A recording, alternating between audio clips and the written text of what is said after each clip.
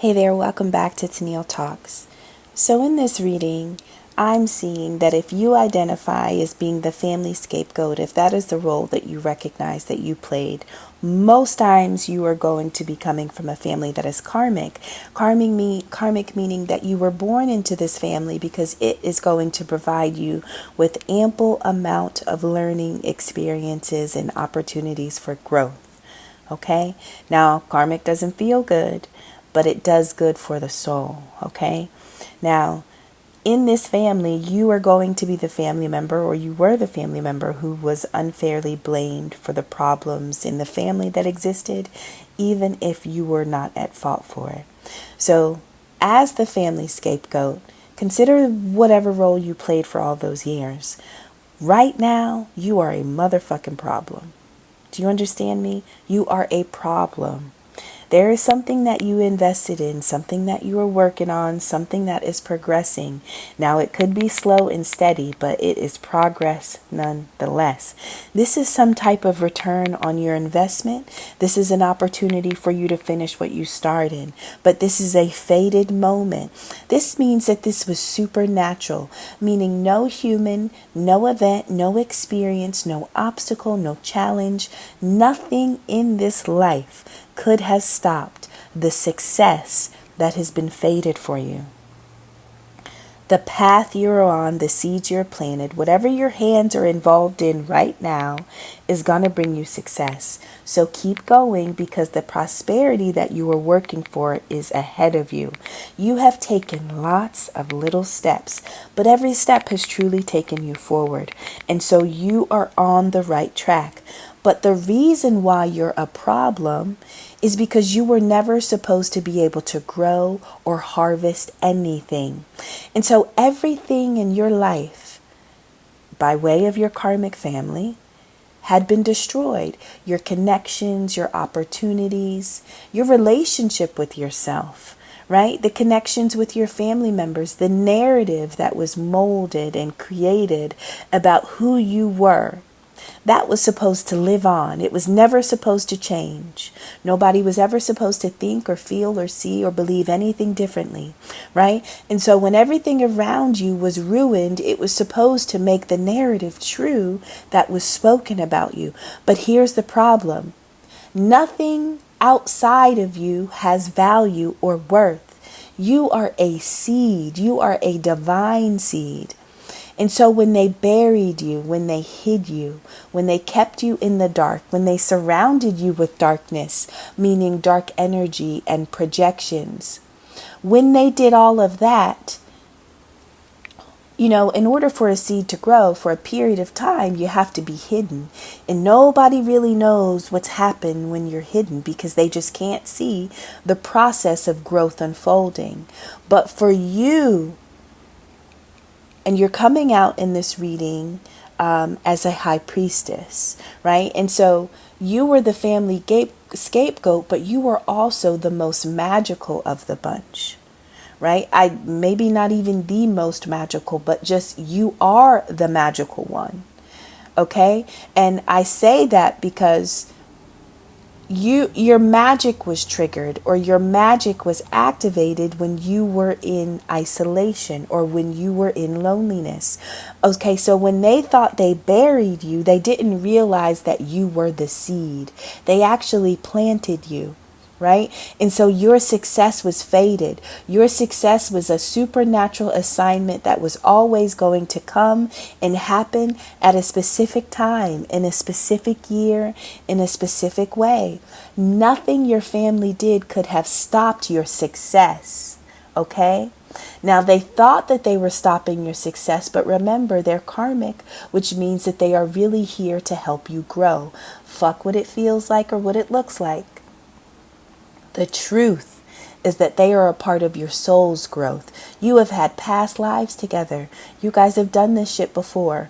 And in another life, you could have been wreaking havoc with them and raising hell, right? But you woke up this lifetime and they haven't woken up. They may not wake up in this one or in the next handful, right? We don't know. But in this lifetime, One of the way I understand chosen, a chosen being, meaning like you were chosen to come online in this life.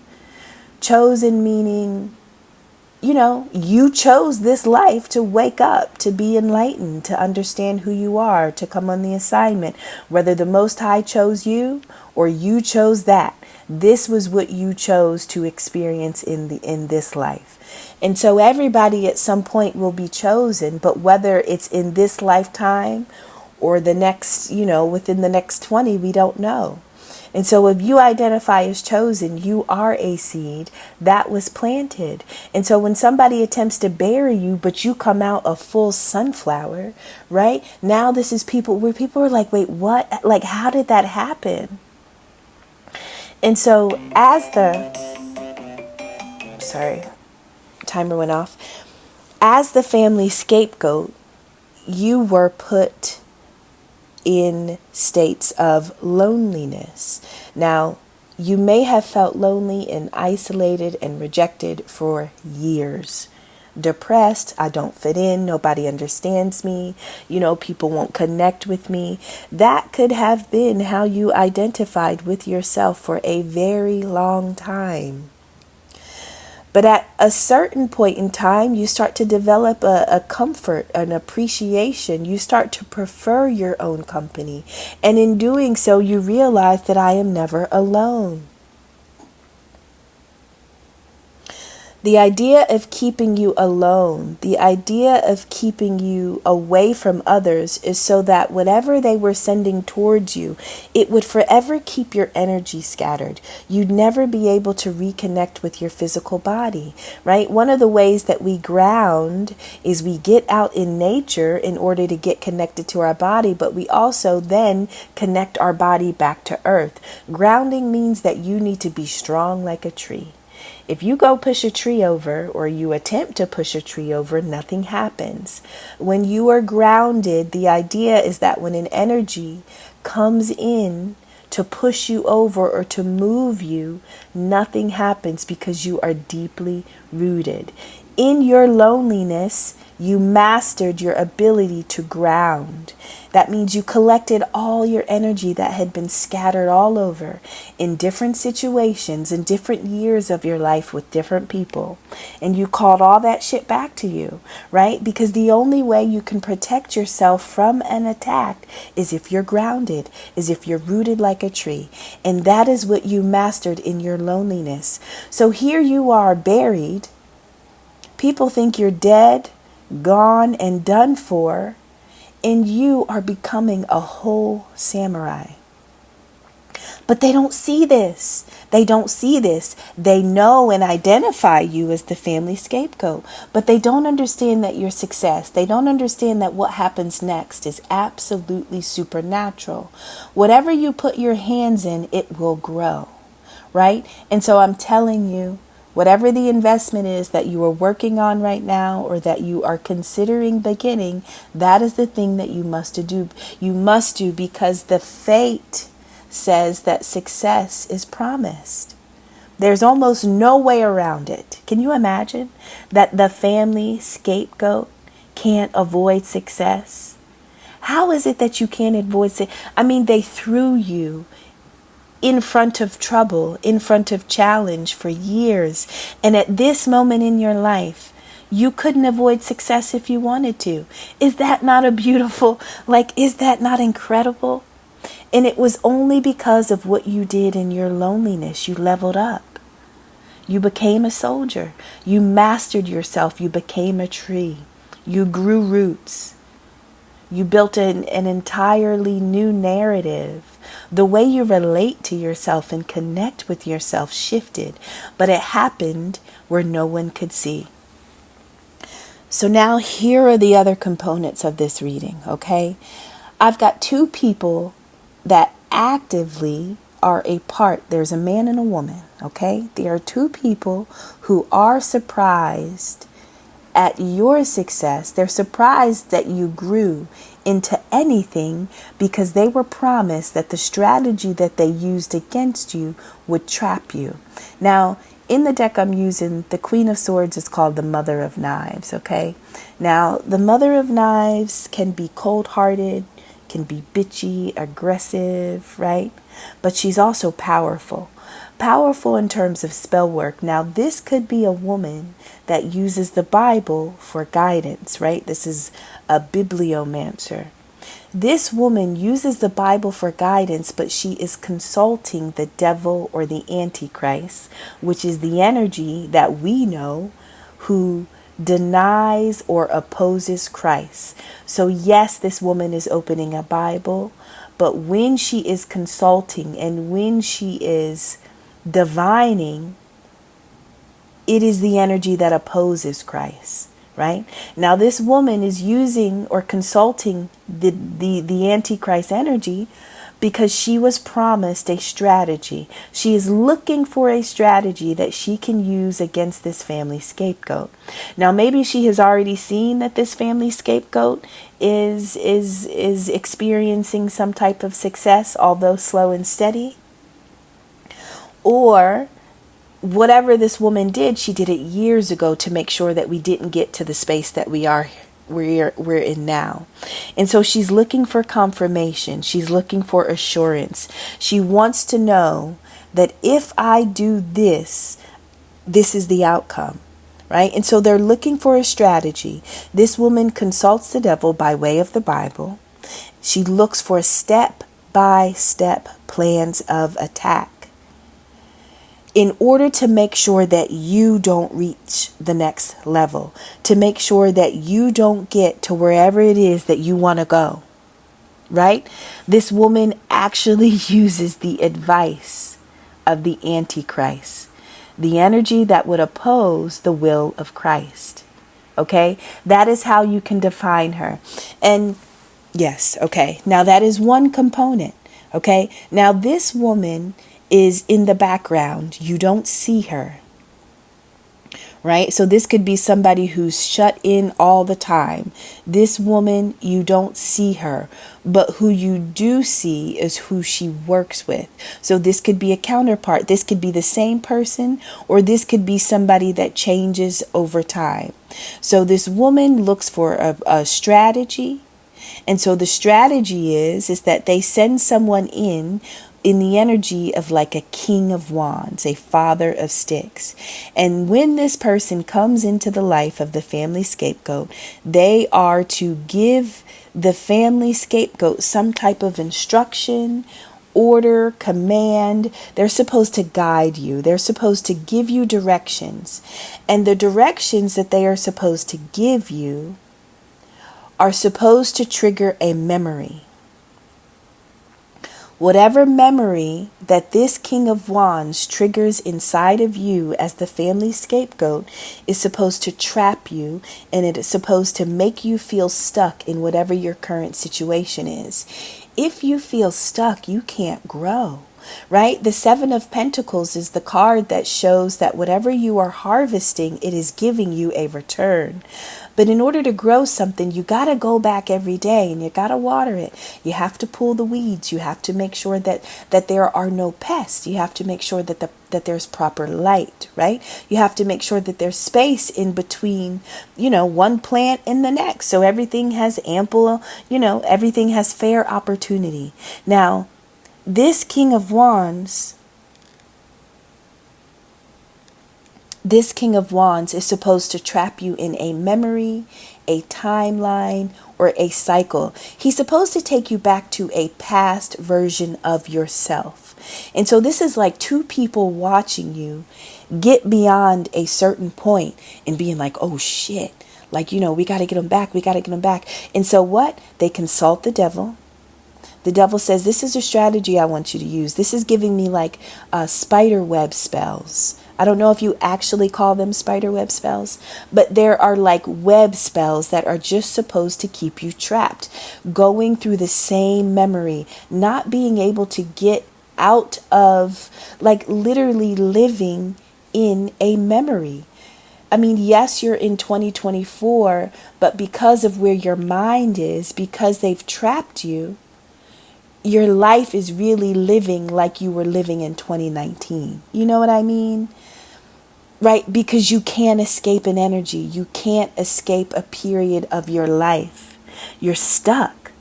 You're stuck. You don't have an option. You can't get out of this timeline. This is what this King of Wands was supposed to come in and facilitate. So he was under the instruction of this Mother of Knives, who consults this devil, to come in and employ this strategy to keep you trapped and stuck in a web, but in a older version of self. Right now, something about you can't be duplicated, which means that these people, listen, you are a challenge, and I'm sure that they would rather walk away from you and just successfully complete this with somebody else. But because something about you can't be duplicated, it's almost like they have to keep coming back to you, or they have to keep sending people back to you, because what you have, it can't be found anywhere. Right? These people are like fiends, and you're a fucking drug, and they can't get this drug anywhere. And yes, they're stupid, and every time they send someone else, it's almost like somebody else is just a casualty of war. They're just sacrificing somebody else, because your position, it just won't move. Your position won't change. Something about you can't be copied. It can't be multiplied. It can't be doubled. It can't be duplicated. And so if they want something you have, they have to come to you. But you've caught on to this, right? You've caught on to this energy. Even if you don't know the people that are responsible for wanting you to stay trapped and stuck in older versions or timeline of self, even if you don't know who they are, you have recognized the energy that has been sent, or that was being sent to you, because that is what you hacked when you were in your lonely phase, right? So people could have thought that you were lonely, and you were really training. You were actually training and becoming a tree. Now, the King of Wands that was sent in to trap you and in memory, this person was offering you this opportunity, but this opportunity, if you would have taken it, maybe it did look like a beginning, a new beginning. Maybe it did look like an Ace of Sticks, right? You withdrew from this. You awakened, you quit, you rejected it. Okay?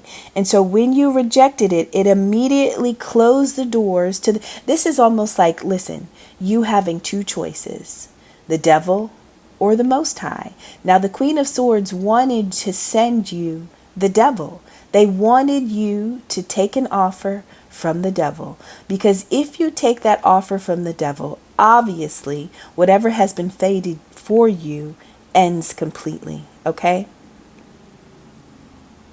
And so sometimes the devil comes in and offers you an opportunity because he wants you to quit or walk away from the divine opportunity, the opportunity that brings change, the opportunity that is the new venture, the opportunity that will open doors. And so sometimes right before your divine moment happens, the devil will come. And the devil will come and he will send somebody to offer you the exact thing that the Most High is going to offer you, but he won't tell you the outcome of accepting it. He won't tell you the fine print. He won't tell you the details of the deal. But you rejected this. You awakened to this. And you cut ties with this energy. You cut ties with this individual. And you chose self-love. You saw what this would have been. Or I think that by choosing self-love and by cutting ties with opportunities that were sent in to strategically trap you, by seeing the light, by trusting that everything is going to be all right. I don't have to accept anything. I don't have to move outside of, the divine timing, right? Sometimes people want to rush in and get you to accept something really quickly. So that when God tries to drop something in your lap, you're not home, you're not there. They delivered their package and no one's there to receive it because you're off at the neighbor's house doing some shit you're not supposed to do, right? Like that's what the devil wants to do. But you saw the light and you knew that everything is going to be all right. This is your time to shine, and you don't need anybody else to shine. Literally, by loving yourself and cutting ties with anything that wanted to stop you from being your truest form, this is how you found yourself, right? This is how you found yourself. You cut ties with those opportunities that promised you so much. And you said, nah, I'm going to love me. Nah, I'm going to choose me. I got me. No, I got this plan. I got this idea that the Most High is pouring into me. I think I'm going to pursue that, right? And so all the times those people didn't choose you, now you start choosing you. And success is faded. Success is yours. And so it's okay to fellowship with people. It's okay to go into business with people, right? To friendly associate with people that share the same interests with you is absolutely fine. However, if we are talking about the family scapegoat, that is a position that you had to walk alone. There was only one family scapegoat, and that was you. And walking in that position for the duration of your life comes with a certain type of reward. It comes with a certain type of outcome. The story's not over. The story's not over.